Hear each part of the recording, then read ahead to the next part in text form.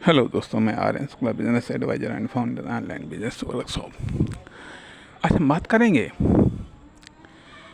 आगे बढ़ना, आगे बढ़ते रहना, आगे बढ़ाना, आगे बढ़ाते रहना, सबसे आगे बढ़ना और सबसे आगे बढ़ते रहना। यह सब कितना मुश्किल है। जब तक आप फ्रेशर रहते हैं तब तक तो सबसे अधिक मुश्किल होता है। फिर जैसे जैसे आप एक्सपीरियंस होल्डर या एक्सपर्ट होते चले जाते हैं, वैसे ही वैसे यह आसान होता चला जाता है।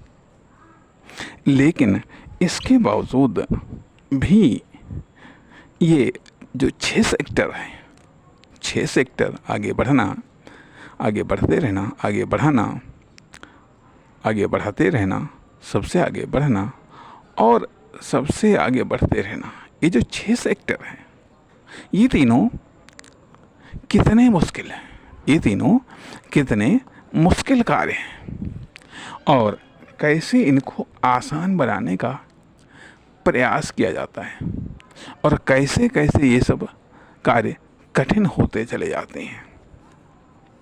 ये सब कार्य कैसे कैसे कठिन होते चले जाते हैं। इसके साथ ही साथ 2 अन्य फैक्टर काम करते हैं: स्वस्थ रहना और बीमार न होना। स्वस्थ रहना, बीमार न होना। यदि आप स्वस्थ नहीं हैं तो ये 6 के 6 कार्य आपके लिए और अधिक मुश्किल हो जाते हैं और यदि आप बीमार हैं तब तो और भी मुश्किल हो जाते हैं। इसलिए पहली चीज़ तो आती है यह कि आप यदि 6 सेक्टर में से किसी भी एक सेक्टर में आप जुटे हुए हैं, किसी भी एक सेक्टर में जुटे हुए हैं, तो उसकी पहली शर्त तो यही है कि आप स्वस्थ रहें। आप स्वस्थ रहें। दूसरी शर्त यह है कि आप बीमार न हों। बीमार न हों अर्थात ये जो हेल्थ प्रॉब्लम्स ये जो ये 6 कार्य हैं, इनमें से प्रत्येक कार्य को कठिन बना देता है, यहाँ तक कि असंभव के समान कठिन बना देता है। तथा यदि आप बीमार हैं तो फिर और भी अधिक असंभव हो जाता है। अर्थात एक चीज़ और भी आती है कि जीना और टिके रहना आगे, मतलब ये 6 सेक्टर तो तब काम करते हैं जब आप जीवित हों और आप टिके हुए हों। आप जीवित हों और आप टिके हुए हों, तभी तो आप बढ़ सकते हैं। अन्यथा यदि आप जीवित ही नहीं हैं और जीवित रहने के लिए शर्त यह है कि आप स्वस्थ हों और बीमार न हों। स्वस्थ हों, बीमार न हों, क्योंकि पहला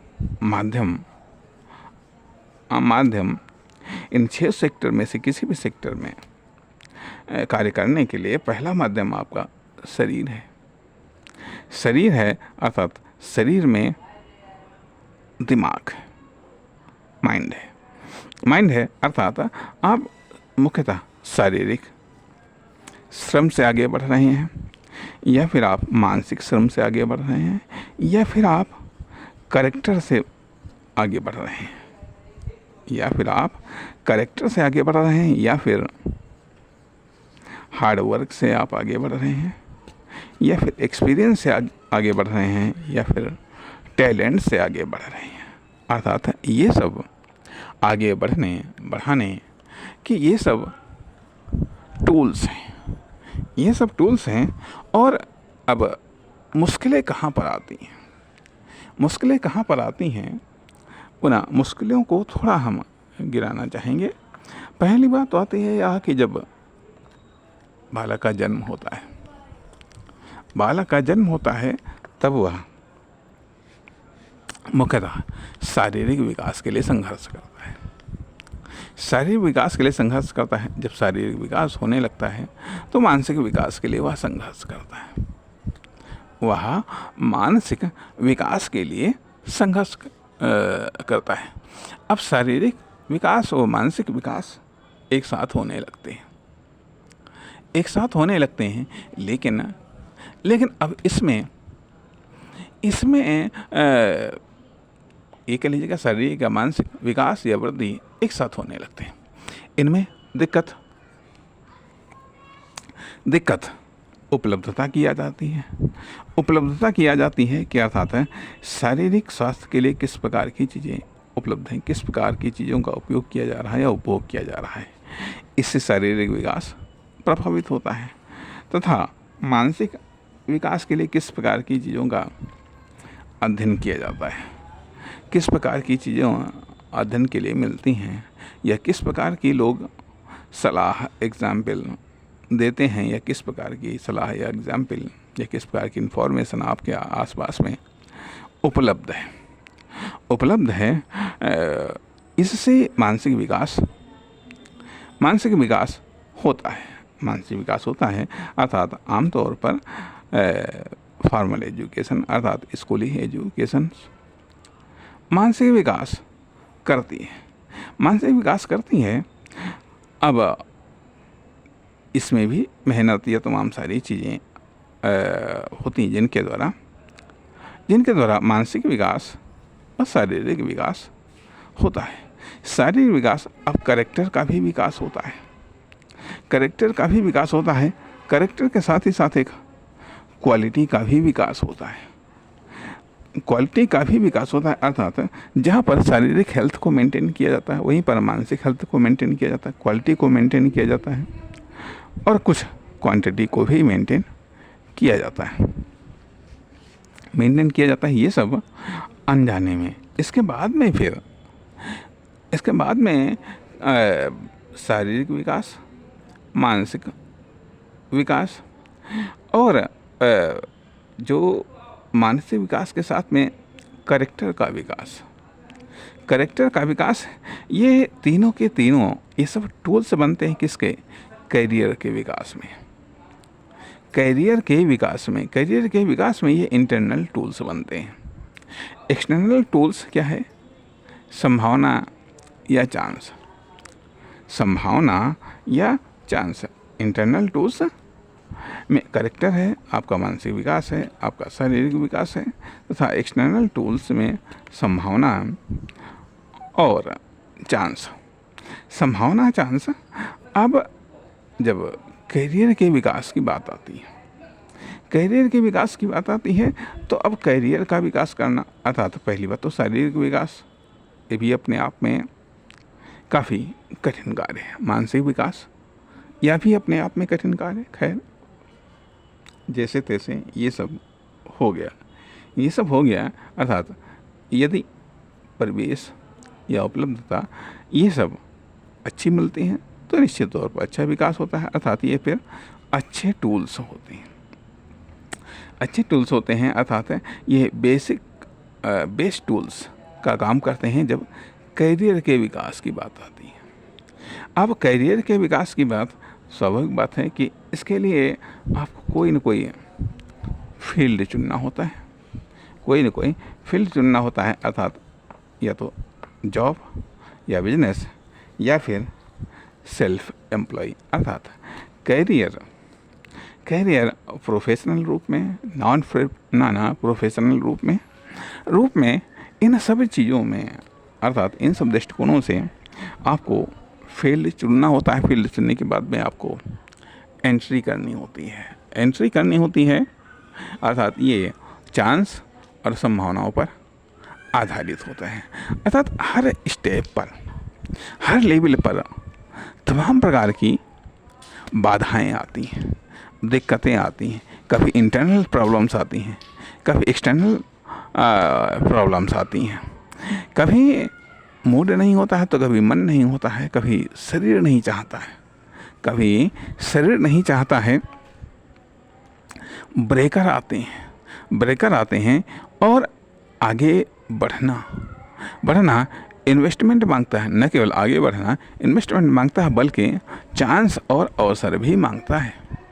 चांस और अवसर भी मांगता है। साथ ही साथ ये भी आते हैं कि हर इन्वेस्टमेंट के साथ में हमारे पास में जो टोटल कैपेसिटी है वह घटती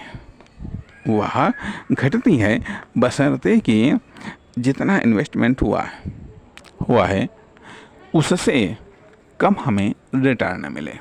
यदि उससे अधिक रिटर्न मिलता है तो ये चीज़ें बढ़ती हैं। तथा साथ ही साथ और महत्वपूर्ण चीज़ है कि एक तो हमारा जो लाइफ टाइम मेन चीज़ क्या करता है, जो टोटल लाइफ है, यह हर सेकंड या माइक्रो सेकंड के साथ में यह चीज़ घटती रहती है। दूसरी चीज़ जो एज जिसको हम बोलते हैं बचपन, किशोरावस्था, जवानी, प्रौढ़ावस्था, वृद्धावस्था। बचपन भी दो प्रकार से, शैशवावस्था और बचपन। किशोरावस्था प्रारंभिक अवस्था, मध्य अवस्था, उच्च अवस्था। जवानी और फिर प्रौढ़ावस्था, फिर वृद्धावस्था। इसमें वृद्धावस्था एक प्रारंभिक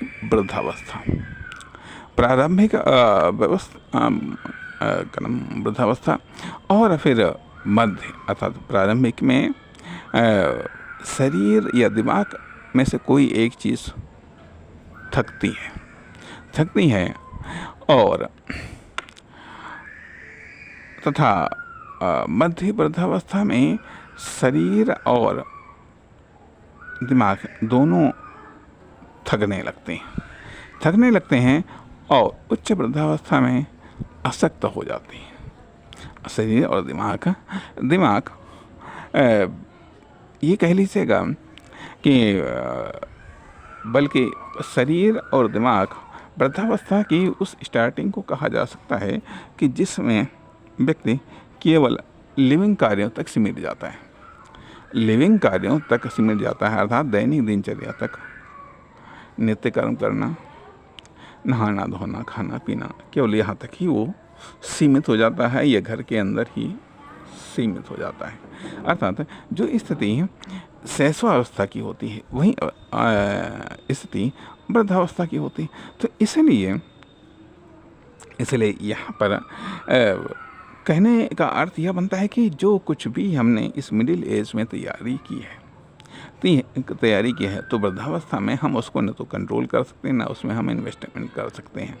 यदि कोई ऐसा है जो ऑटो फ्लो मूड में है या ऑटो वर्किंग मूड में है, वह तो तरक्की करेगा, वह तो कार्य करेगा, वह तो आगे बढ़ेगा, लेकिन हमारे लिए आगे बढ़ना काफ़ी मुश्किल, क्या असंभव सा हो जाता है।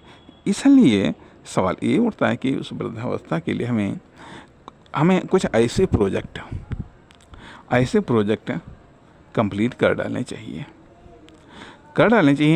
जो जब वृद्धावस्था में हम अशक्त हों तब वो प्रोजेक्ट प्रगति करें। इसमें कार्य भी हो सकता है, इसमें संतान भी हो सकती है, इसमें कोई फर्म, दुकान, कंपनी या कोई इस प्रकार का कहने चाहिएगा कई प्रकार की प्रोग्रेस हो सकती है या कई प्रकार की सपोर्ट हो सकती है। अर्थात सवाल ये उठता है कि जीवन में भी हमें मुख्यतः दो प्रकार की सपोर्ट चाहिए, 2 प्रकार की सपोर्ट चाहिए, बल्कि व्यापक रूप में 4 प्रकार की सपोर्ट चाहिए।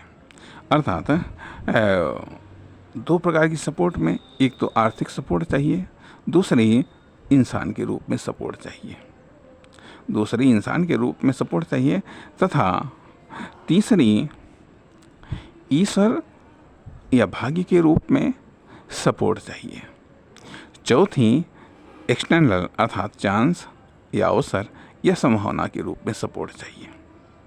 सपोर्ट चाहिए तो यहाँ न केवल हेल्थ के मामले में अर्थात शारीरिक व मानसिक विकास के लिए भी चाहिए, बल्कि जिंदा रहने के लिए भी चाहिए, तथा आगे बढ़ने के लिए भी ये सपोर्ट चाहिए। आगे बढ़ने के लिए सपोर्ट चाहिए तो सवाल यह उठता है कि हमारे पास में क्या है, क्या हम कर सकते हैं, कहाँ कर सकते हैं, कब कर सकते हैं, कैसे कर सकते हैं, क्यों कर सकते हैं। अब इसी दौरान ये जो हमारे पास में टाइम है, एज है, अर्थात अब जो शैशवावस्था है इसमें तो कुछ हमको पता नहीं होता है। फिर जो बचपन है यह शारीरिक और मानसिक विकास की स्टार्टिंग या बुनियाद रखता है। और फिर प्रारंभिक किशोरावस्था ये लर्निंग एज कहलाती है। उसके बाद में फिर उच्च किशोरावस्था, यह जवानी, यह वर्किंग एज कहलाती है। यह वर्किंग एज प्रौढ़ावस्था तक चलती है। और वृद्धावस्था में यदि ये ऑटो मोड में है तब तो ये चलेंगे, यदि ऑटो मोड में नहीं है तो ये भी शिथिल होने लगेंगे, ये भी डाउन होने लगेंगे, ये भी धीरे धीरे समाप्त होने लगेंगे। तो कहने का अर्थ यह बनता है कि जब आप टोटल प्लानिंग को ले करके जब आप चलेंगे तो ट्रैक से उतरने की संभावनाएं कम बनती हैं। अर्थात तात्कालिक ट्रैक बना लेना, एक इमरजेंसी ट्रैक का इस्तेमाल कर लेना और एक परमानेंट, एक दीर्घकालिक ट्रैक को बनाना, क्योंकि ये जो 6 सेक्टर हैं, अर्थात आगे बढ़ना, आगे बढ़ते रहना, आगे बढ़ाना, आगे बढ़ाते रहना, सबसे आगे बढ़ना और सबसे आगे बढ़ाते रहना, यह कार्य हमारे जन्म से लेकर के शैशवावस्था से लेकर के हमारी उच्च वृद्धावस्था तक या जीवित रहने तक ये कार्य करते हैं, यह कार्य करने चाहिए, या कार्य करना चाहिए।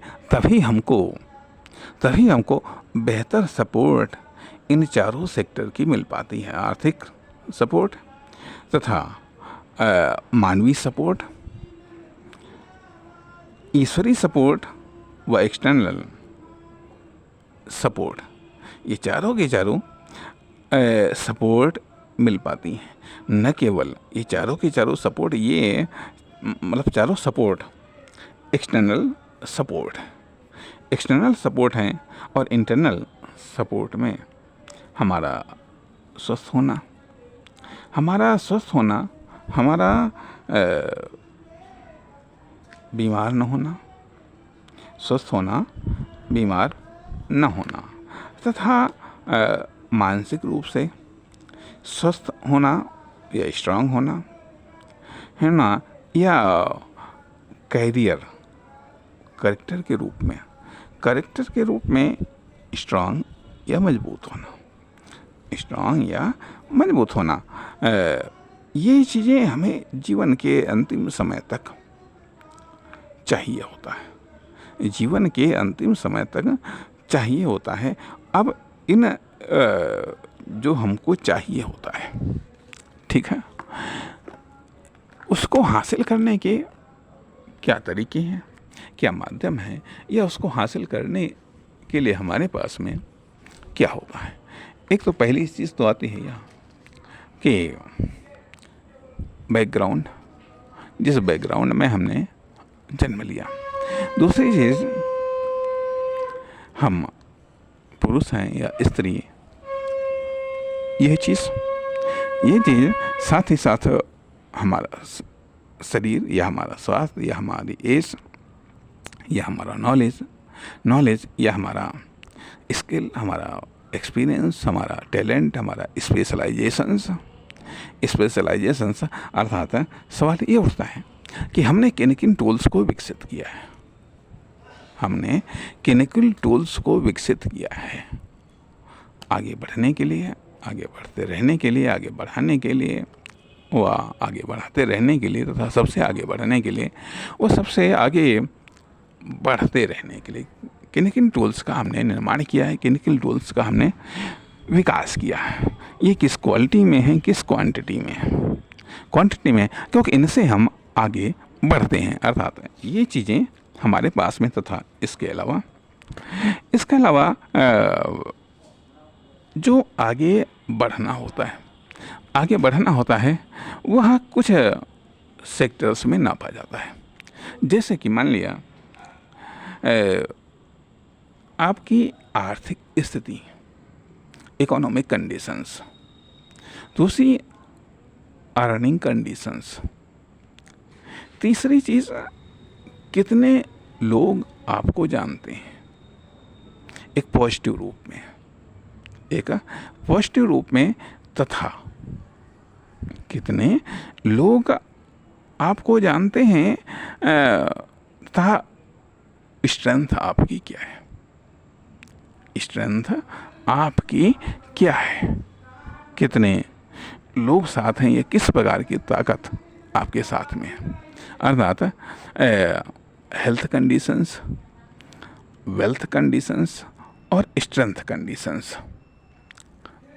कंडीशंस ये मायने रखती हैं, अर्थात इनके आधार पर यह समीक्षा की जाती है, मूल्यांकन होता है कि कितना आप बढ़े हैं। तो अर्थात ये है, जब बेसिक चीज़ें क्लियर हो गई, अब यहाँ पर ये भी बात आती है कि आगे बढ़ने के लिए कंपटीशन है। अब यह कंपटीशंस का अर्थ यह बनता है कि एक तो इस रूप में कि आपको आगे बढ़ने नहीं दिया जाएगा, आपको पीछे खींचा जाएगा, आपको नुकसान पहुंचाने का प्रयास किया जाएगा, आपको बर्बाद करने का प्रयास किया जाएगा। कारण क्या होता है, या फिर सही तरीके हैं, गलत तरीके हैं। अब जो एक्सटर्नल चीज़ें हैं, अर्थात जो चांस हैं या संभावनाएं हैं, यह लिमिटेड है। यदि यह अनलिमिटेड है तो वहाँ पर अधिकतम मात्रा में सब चाहते हैं, तो वहाँ पर रेस है, वहाँ पर कंपटीशन है। यदि यह लिमिटेड है तो कंपटीशन है। अब यहाँ पर एक रास्ता तो यह बनता है कि हम दूसरों से तेज दौड़ें तो हम जीत सकते हैं, या फिर जो तेज दौड़ता है उसको हम धीमा कर दें, उसको हम गिरा दें, उसको ना हम दौड़ने दें। तो यदि हम, जब वो नहीं दौड़ेगा, तो यदि हम धीरे भी दौड़ रहे हैं तो भी हम जीत जाएंगे।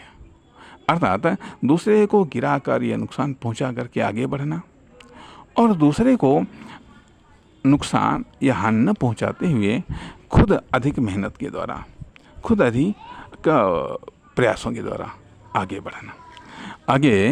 बढ़ना और चांस या अवसर को हासिल करना, अर्थात यह एक बुनियादी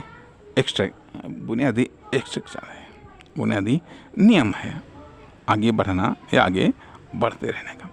अब होता है कि हम नए टूल्स का विकास करते हैं, नए नए टूल्स का विकास करते हैं, अर्थात दूसरे को हानि पहुंचाने वाले भी और ख़ुद को आगे बढ़ाने वाले भी। आगे बढ़ाने वाले भी, अब दूसरा उसका शिकार होता है। दूसरे पर हम प्रयोग करते हैं, कुछ खुद पर प्रयोग करते हैं, कुछ दूसरे पर प्रयोग करते हैं, दूसरा उनका शिकार हो गया तो आगे बढ़ना मुश्किल हो जाता है। अर्थात इसलिए बात मैं कह रहा हूँ कि यहाँ पर सिर्फ आप अपने प्रयासों से आगे नहीं बढ़ सकते, बल्कि आपको अपने प्रयासों की रक्षा भी करनी होगी दूसरों के हमलों से। तभी आप आगे बढ़ सकते हैं, बढ़ा सकते हैं, या सबसे आगे निकल सकते हैं, क्योंकि सब बढ़ना चाहते हैं, कोई सही तरीके से तो कोई गलत तरीके से। इसलिए आगे बढ़ना मुश्किल है। और कभी कभी ऐसा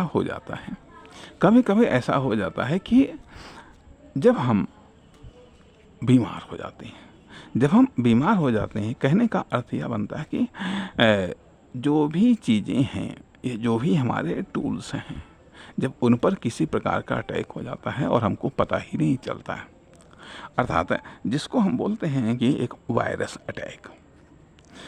अटैक क्यों कहा जाता है कि अच्छी फसल को हमेशा कीड़ों ने बर्बाद किया है।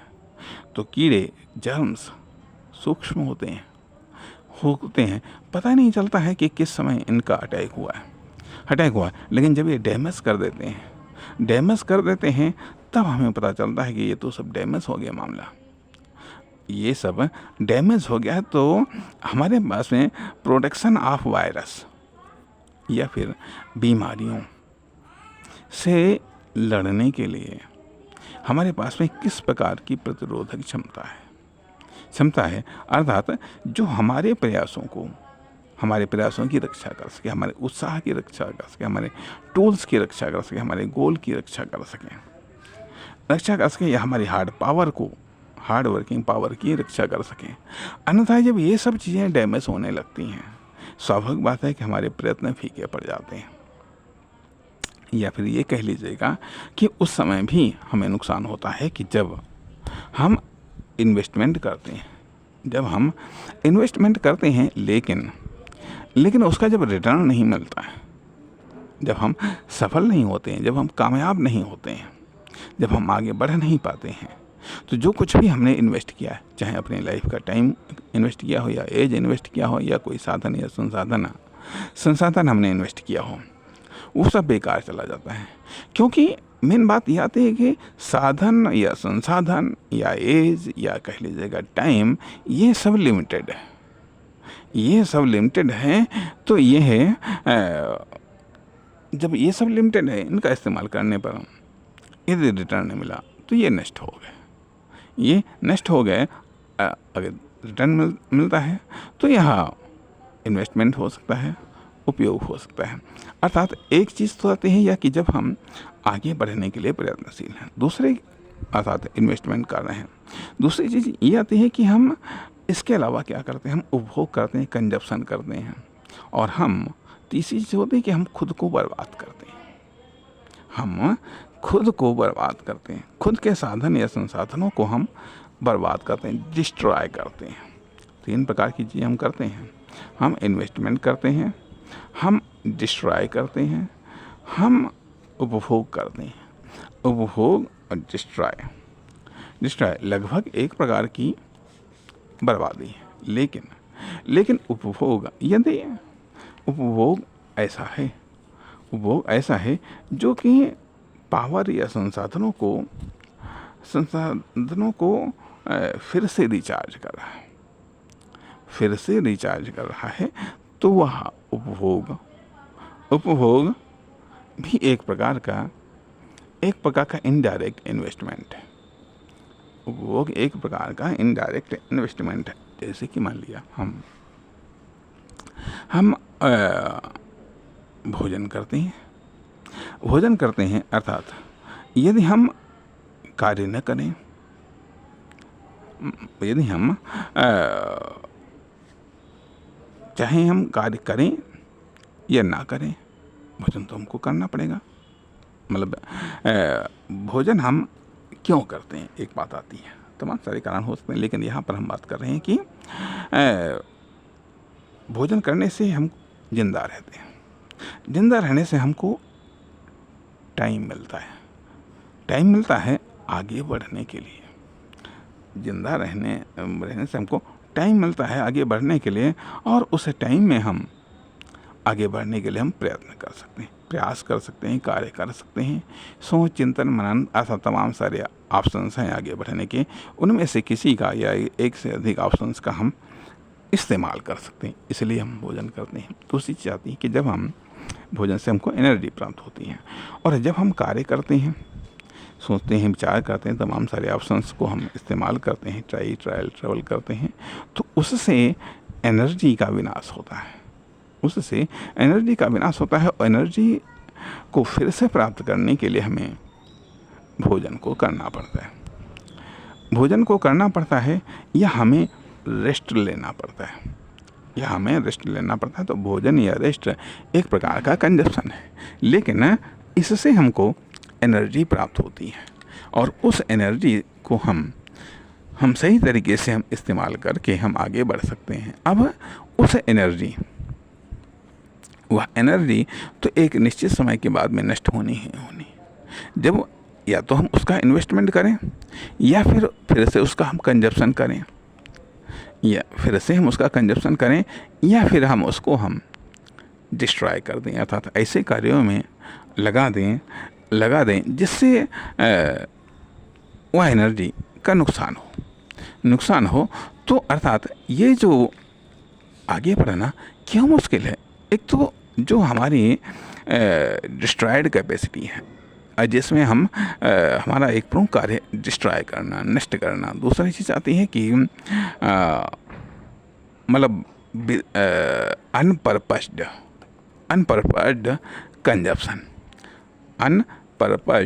कंजप्शन, या भी हमारे साधनों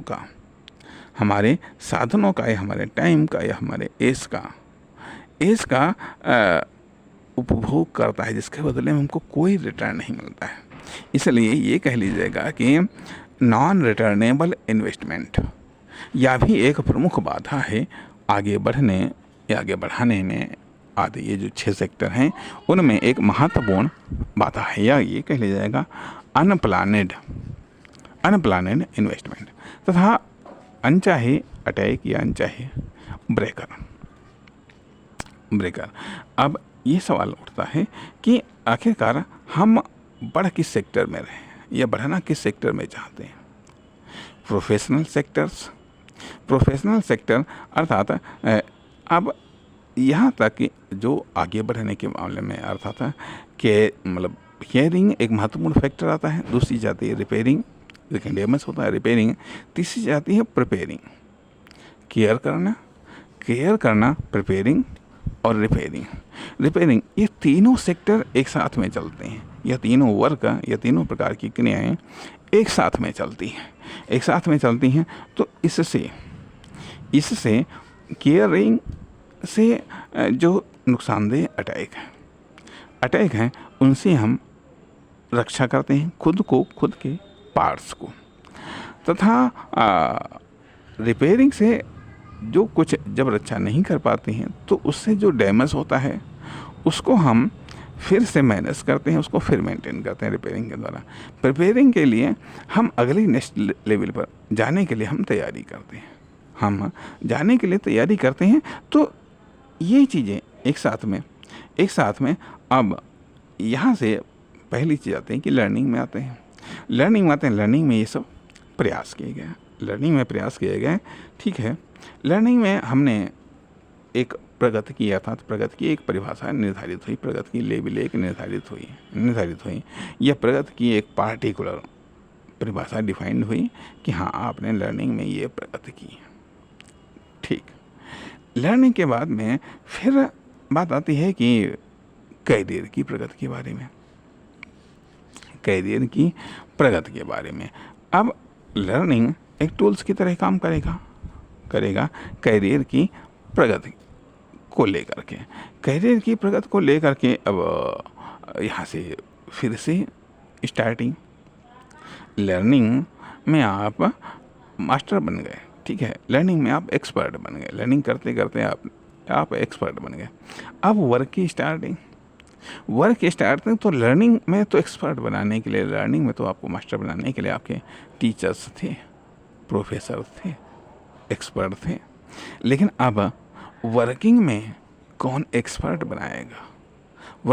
वर्किंग में कैसे कंफर्ट डेवलप होगा, या वर्किंग में कैसे आप प्रगति करेंगे, कैसे आप आगे बढ़ेंगे, वर्किंग में जो समस्याएं आती हैं वो कैसे हल होंगी? क्योंकि यहाँ पर कोई मददगार नहीं है, या यदि हैं तो प्रॉब्लम्स के अकॉर्डिंग वो काफ़ी कम है मददगार, प्रॉब्लम्स के अकॉर्डिंग वो काफ़ी कम मददगार है। कारण ये कि यहाँ पर आप ही मुख्य रूप से करता है तो, और उसका बेनिफिट भी प्राप्त करने वाले भी आप ही मुख्य हैं। और जब आप ही मुख्य हैं तो स्वाभाविक बात है जो कुछ भी है वो आपको करना पड़ेगा। इसलिए यहाँ पर यह जो कैरियर डेवलपमेंट है, अर्थात यहाँ पर आगे बढ़ना और भी मुश्किल हो जाता है, यहाँ पर आगे बढ़ना और भी मुश्किल हो जाता है। और तथा यदि आप फ्रेशर हैं, यदि आपने कोई ऐसा कार्य शुरू किया है जहाँ पर लीडर या पहले से ही लोग गाइड करने वाले हैं, ठीक है, या सीनियर हैं, वहाँ पर तो खैर कोई बात नहीं, वहाँ पर कोई बात नहीं। लेकिन यदि आप विजनरी पर्सन हैं, यदि आप विजनरी पर्सन हैं, तब तो फिर आपके लिए और भी समस्या हैं, क्योंकि सब कुछ आपको सोचना है, विचार करना है, क्योंकि उसका बेनिफिट भी सब आपको मिलेगा।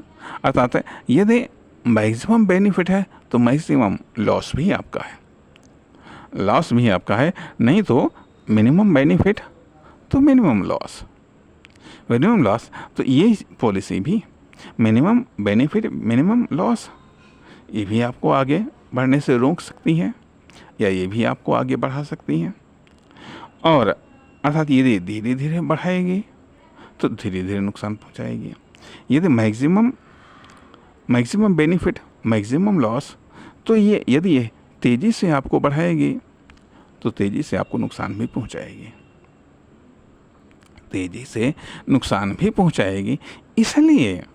इसलिए 6 सेक्टर में कार्य करना आसान नहीं है, काफ़ी मुश्किल है। इसलिए हम कहते हैं कि आगे बढ़ना। और इसके अलावा जब आप कैरियर में आते हैं तो कैरियर की प्रॉब्लम्स साथ ही साथ कहीं खुद की प्रॉब्लम्स आ जाती हैं, तमाम ऐसी अनेकों प्रॉब्लम्स आ जाती हैं कि जो आपको रोकती हैं, कदम कदम पर उसके लिए आपको तैयारी करनी पड़ती है। और यदि नहीं तैयारी करनी पड़ते हैं, आप रुक जाते हैं या पीछे हटते हैं या बैक हो जाते हैं आदि। इसलिए ये सब कार्य मुश्किल है, बहुत मुश्किल है। नमस्कार, धन्यवाद।